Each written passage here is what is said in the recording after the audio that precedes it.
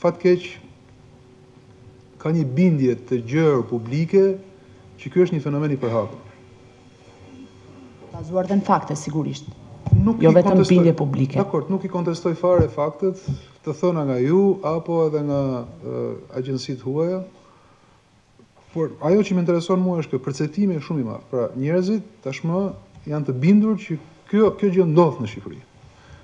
Dhe mendoj që na takon ne që të reagojmë në mënyrë proporcionale. Që do të thotë ne duhet të reagojmë ndoshta në mënyrë edhe më të fortë se sa deri më sot. Dhe po që e nevojshme do të dalë edhe ushtria.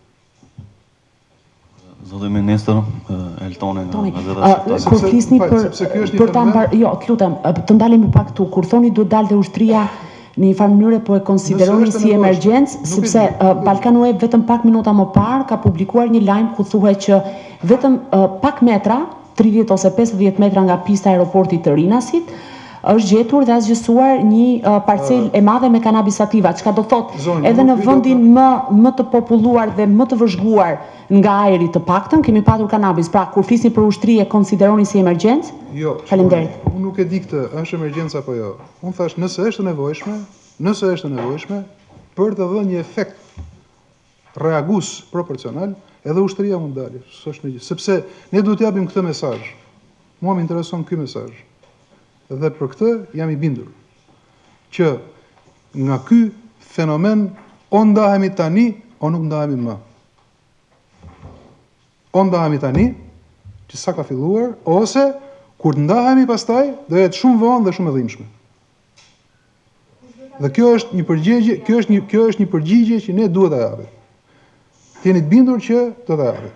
Do dali mënyra për ta dhënë, se nuk shkon, nuk e ka në traditën e vet askush në këtë vend që të marrë damkat kësaj natyre. Ky nuk është një biznes që siguron mirëqenie, ky është një biznes që vetëm siguron varfëri dhe ta kenë qartë gjithë të gjë. Kushdo që merret me këtë punë vetëm mbjell varfëri. Dhe shton krimin. Kriminalizon shoqërinë. Është e ngjashme në efekte me atë që ne kemi heqë nga piramidat financiare. Nëse është ky perceptim ne duhet ta luftojmë. Nëse është realitet akoma më keq.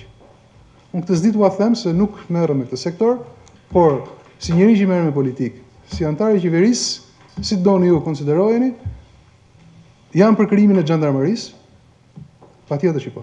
Të gjithë forcat policore në këtë vend duhet të jenë në një piramidë që quhet xhandarmeri dhe duhet reagim proporcional.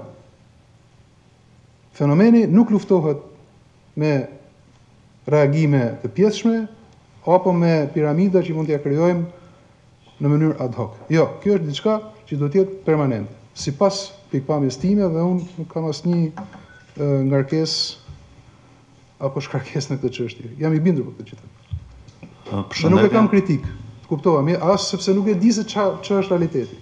Por ky perceptim ekziston. Po të dalësh në rrugë, po të ulesh në një kafene, po të flasësh me njerëz. Ju dini që unë flas shumë me njerëz, ecë edhe ngëm. Këtë perceptim njerëzit e kanë, tash ne nuk mund ta fshehim. Dhe nuk ka fare rëndësi se çfarë thot Italia, çfarë thot ky, çfarë thot ai. Problemi është që njerëzit në Shqipëri e besojnë këtë gjë. Dhe ne duhet ta luftojmë këtë gjë. Qoftë edhe si perceptim.